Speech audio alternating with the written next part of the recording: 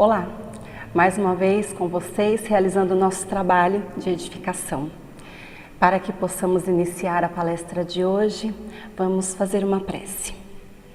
Amado Senhor, neste momento nós pedimos para que o Senhor possa iluminar todos os lares, nos conceda paz, discernimento, força e fé. Que nós tenhamos em mente de que os momentos são importantes para a nossa elevação, mas são transitórios, dias melhores virão. Que seja possível contar com o apoio do mentor espiritual Erasmo Gurgel no decorrer de todo este trabalho, realizando da forma que achar mais conveniente. Graças a Deus, graças a Jesus. A palestra de hoje tem como tema ação, reação e determinismo. Nós iniciamos falando que ação e reação é o mesmo que causa e efeito e é uma lei natural, de onde nós compreendemos que todos os nossos atos trazem consequências. É uma lei que rege o processo evolutivo de toda a humanidade. No Livro dos Espíritos, questão 4, não existe causa sem efeito. As leis divinas regulam todos os atos dos homens. Portanto, qualquer infração da lei vai gerar uma falta e desta forma você contrai uma dívida. Nós cremos a partir daí que todos os atos do homem são de responsabilidade dele. Então, o homem, ele é responsável por todos os eventos que acontecem em sua vida, sejam eles bons ou ruins. Não existem vítimas.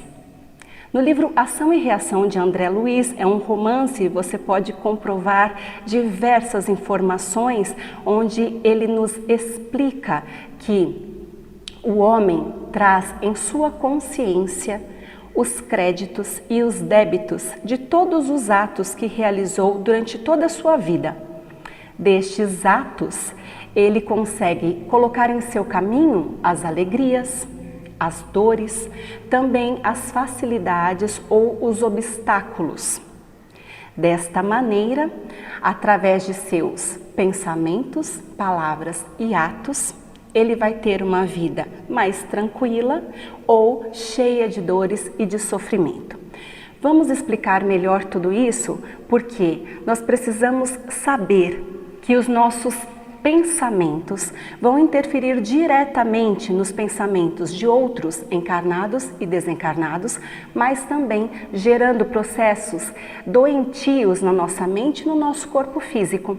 Lembremos que aquelas pessoas que estão sempre pensando de forma derrotista, de forma cheia de horror, produzirão formas pensamento e isso pode agredir sim os seus semelhantes, trazendo sensações penosas e desagradáveis. Outra forma, as nossas palavras que tanto ferem e podem agredir. Pensemos numa mocinha, eu tenho uma em casa, linda, cheia de vida. Ela pode despertar qualquer tipo de sentimento num rapazola e de repente ele se interessa em dizer a ela os seus reais sentimentos de forma humilde, cheia de carinho, mas talvez aquela mocinha cheia de ímpetos e vaidades pode feri-lo, menosprezá-lo, pode então afetá-lo tão gravemente, quem sabe ele não passe a se ferir ou até destruir a própria vida. Kardec diz que todo aquele que através de suas palavras conseguir levar um ser a produzir um crime hediondo é mais responsável do que aquele que cometeu o crime. Desta maneira, não são apenas os nossos atos que podem comprometer a nós mesmos e aos semelhantes, mas muitíssimo nossos pensamentos e as nossas palavras. Somos responsáveis por tudo o que produzimos no mundo e pela forma como agimos com as outras pessoas. Diferente disso, pensemos naquela senhora que está em isolamento, está sozinha e não pode ver os seus familiares e amigos. Mas você que se preocupa com ela, pega o telefone e conversa. É tão carinhosa, a enche de esperança, leva um trecho do Evangelho e ela que estava entristecida retoma a alegria de viver diante do seu ato de cristã. Portanto, está em nossas mãos fazermos o que deve ser feito para que este mundo seja cada vez melhor. Quanto mais conhecimento a pessoa tiver, mais responsabilidade ela terá. As mazelas, elas podem ser provenientes de erros desta existência ou então de outras. André Luiz ainda nos informa que Deus permite que nós tenhamos acesso, sabendo se estamos realizando coisas benéficas ou maléficas, porque Ele permite que espíritos bondosos nos inspire para sabermos se estamos sendo bons ou maus, e também nos concede novas reencarnações para que possamos reparar os erros. Então, aquele que está bem é porque faz o bem. Aquele que está mal é porque em algum momento fez o mal. Bem, que é a cooperação com a lei a favor de todos, mesmo que isso cause a renúncia completa de si mesmo. Mal é a vocação do bem em benefício exclusivo de si mesmo. E isso vai gerar orgulho, egoísmo, vaidade, insensatez e daí todos os outros males morais. Portanto, nós podemos saber que lei de ação e reação não é punitiva e sim educativa, serve para o nosso bem. Nós podemos utilizar um outro livro de Emmanuel, o Consolador. Ele nos explica que a provação é a luta que ensina trabalho e edificação espiritual. Já a expiação é a pena imposta àquele que cometeu um crime. O determinismo absoluto, ele só vai acontecer nas mais baixas camadas evolutivas, já que o homem não tem como fazer suas escolhas. Então nós vamos pensar nos mundos primitivos, quando o homem possui apenas instintos. Ele não sabe fazer suas escolhas, não tem responsabilidades. Um exemplo importante para acrescentar neste trecho, pensemos nos nossos tutelados, nos nossos filhos. Enquanto estão ali na primeira infância, eles não têm condições de escolher alimentação, nem mesmo vestuário. Eu me recordo de minha pequena Júlia, que agora é uma moça Júlia, e quando estava quente, queria colocar roupa de frio, e quando estava frio, queria colocar shortinho e mini blusa. Ainda não tinha condições de escolher nem as roupinhas que vestia. Então, Deus é da mesma forma conosco. Se nós ainda não temos condições de fazer escolhas, existe o determinismo, mas a partir do momento que o homem avança na evolução, ele já pode escolher. Pensemos que determinismo e livre-arbítrio coexistem para que o homem possa se elevar, mas o livre-arbítrio, ele se amplia à medida que o homem se educa e ganha experiência, como é o caso das nossas crianças. Conforme vai crescendo, nós vamos dando a possibilidade para que eles possam fazer suas escolhas, saibam no que vão estudar, onde vão trabalhar, quais são as suas relações de amizade, até que possam se tornar adultos completamente independentes. Sobre as duas formas, determinismo e livre-arbítrio, existem as determinações divinas, que estão relacionadas às leis do amor. Então, o homem pode fazer escolha de suas provas. Enquanto está no mundo espiritual, o espírito escolhe suas provas.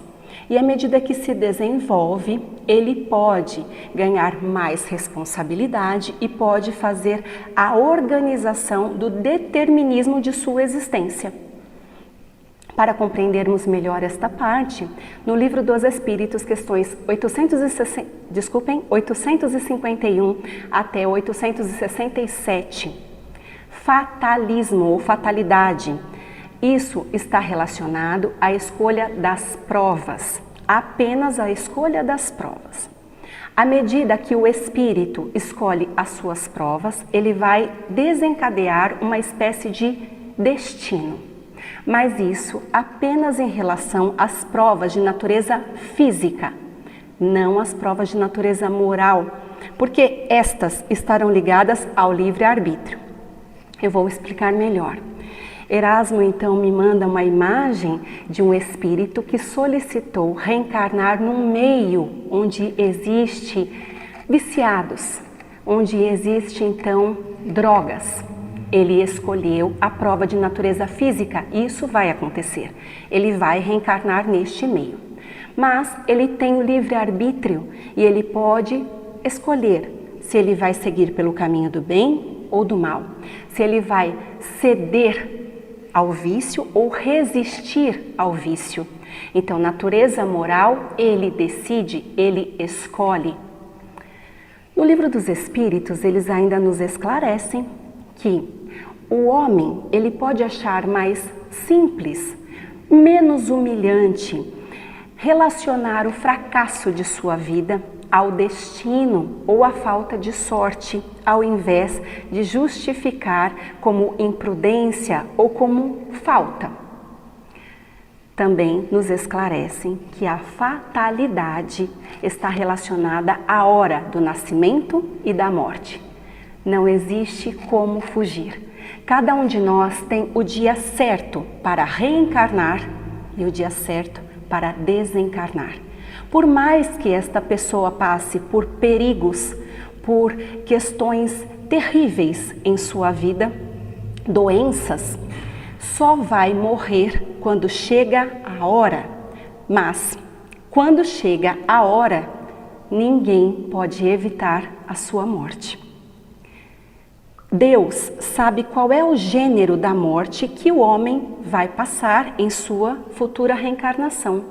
Mas muitas vezes o homem também sabe qual é o gênero da sua morte, porque isso foi informado a ele quando ele escolheu a existência que deveria passar. Lembremos que o gênero da sua vida o expõe a uma determinada morte.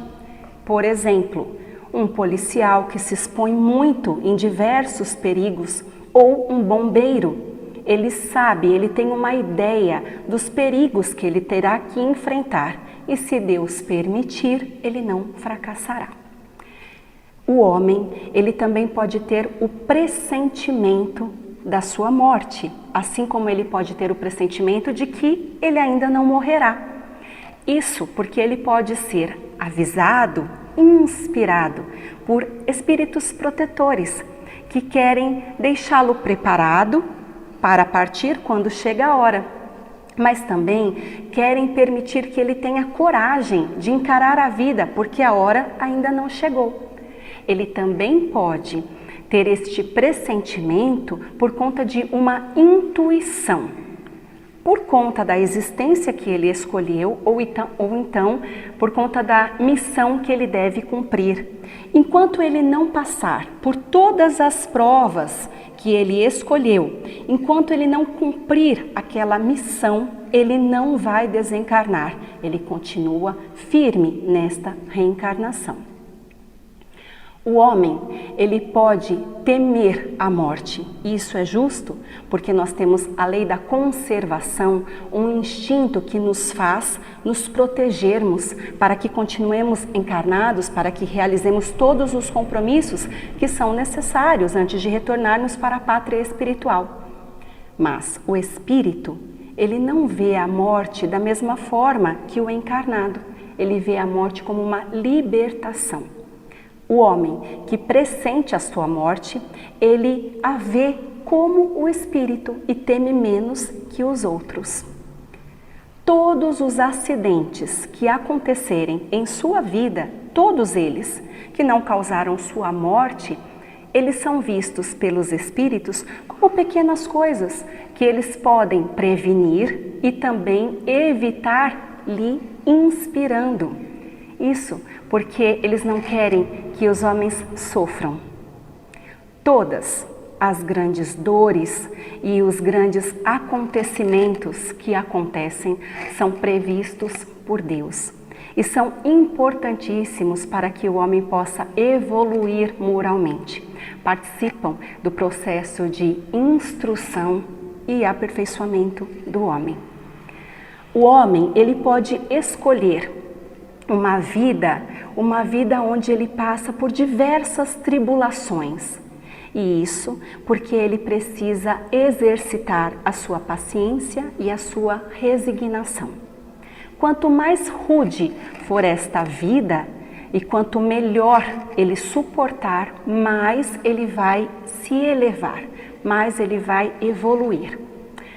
Os espíritos informam que de todas as existências, a mais feliz é aquela que é mais agitada e inquieta, apesar da ausência da dor. Um livro importantíssimo nos nossos estudos é Leis do Amor, por Emmanuel. Neste livro, ele nos informa que o pretérito, o passado, fala conosco através das nossas provas. A profissão é importante, todos os serviços são fundamentais porque concedem ao homem oportunidade de reajuste e aperfeiçoamento. Neste livro nós encontramos alguns exemplos das profissões. Então, Emmanuel fala que o homem renasce e assume o serviço em que faliu para poder resgatar, junto daqueles de quem praticou delitos. Eu peguei alguns exemplos, existem muitos outros. Aquele que foi um pensador e que acabou complicando as mentes, intoxicando mentes com depravações, serão professores laboriosos. Já aqueles políticos que depredaram o patrimônio público, dilapidaram o patrimônio público, serão comerciantes ou agricultores, com o suor do seu rosto, esforço nas mãos, ajudarão as comunidades que acabaram prejudicando. Mas no livro de Erasmo Gurgel, Inesquecível, nós temos um exemplo. Ele no seu livro chama Jagunço. Eu aqui utilizarei o termo capitão do mato. Sabem aquelas pessoas que ganhavam dinheiro matando outras pessoas? Estes possivelmente serão profissionais da área da saúde. Lá neste livro nós temos informações de uma fisioterapeuta que comprometeu tantos irmãos, eliminou tantos irmãos e agora vem como fisioterapeuta para que possa auxiliar os irmãos, para que possa melhorar as condições físicas, devolvendo então estabilidade física, devolvendo funcionalidade. Não existem vítimas e com os nossos serviços diários nós podemos reparar os erros cometidos no passado. No Evangelho segundo o Espiritismo, capítulo 5, bem-aventurados os aflitos, porque serão consolados. As dores nesta vida são as dívidas de faltas passadas. Devem ser suportadas pacientemente para evitar problemas futuros, maiores sofrimentos nas vidas subsequentes. Deus permite que se quite a dívida no presente para ter felicidade futura. E ainda nós podemos pensar que o homem que sofre, ele pode ser considerado o credor de ele pode ser aquele que deve uma grande quantia. E o seu credor pode dizer para ele: se você me pagar hoje a 100ª parte da dívida, estará livre. Mas, Se não o fizer, eu te perseguirei até que seja pago o último centavo. Deveria estar feliz de poder quitar a sua dívida com tão baixa quantia, mas ao invés disso, lamenta. Nós devemos pensar nisso também. Todos os nossos sofrimentos, com certeza, estão sendo muito reduzidos diante de tudo o que já fizemos no passado. Ainda bem que nem nos lembramos. Nós podemos afirmar que cada nova falta aumenta a dívida e todas as faltas terão punição inevitável, hoje, amanhã ou na próxima existência. Dentre todas as faltas, a que está em primeiro lugar é a falta de submissão à vontade de Deus. Aquele que acusa Deus de injusto, aquele que reclama, aquele que não suporta com resignação, contrai outra dívida e perde os benefícios que teria com o seu sofrimento. E é a partir daí que nós trazemos a nossa reflexão. Você sofre como você sofre. Existe o bem sofrer e o mal sofrer. O bem sofrer é aquele que sofre a perda de um filho, que morreu ou que está no vício. É aquele que perdeu o seu emprego, é aquele que perdeu tudo o que tinha numa enchente. É aquele que está no hospital neste momento. Mas esta pessoa ainda pede a Deus com fervor. Ele tem fé, ele se considera filho do Senhor. Ele não maldiz e ele sabe que a sua situação pode ser modificada. Este ainda sorri, ainda auxilia o semelhante. Aquele que bem sofre, segue Jó, que perdeu tudo o que tinha. Perdeu seus bens materiais, seus entes queridos, perdeu a sua saúde, mas ele não perdeu a sua fé. Ele teve a crença sincera de que tudo poderia ser modificado e foi restituído em dobro. Aquele que crê com fé, ele terá o seu merecimento. Mas aquele que maldiz, parece que esse sofrimento ainda vai aumentar. É como se ele não tivesse fim. E aí você me pergunta, eu sofro tanto, como então eu posso eliminar as chagas do passado? Existe algo a fazer além deste sofrimento que não tem fim? Sim, quando você segue o Evangelho, quando você tem, por exemplo, este Mestre Jesus que te guia num caminho de moralização, de reforma íntima sincera, e você começa a parar de olhar para si, para os seus problemas, e olha para o lado e vê um semelhante necessitado de você, e você faz de todo o coração para beneficiá-lo.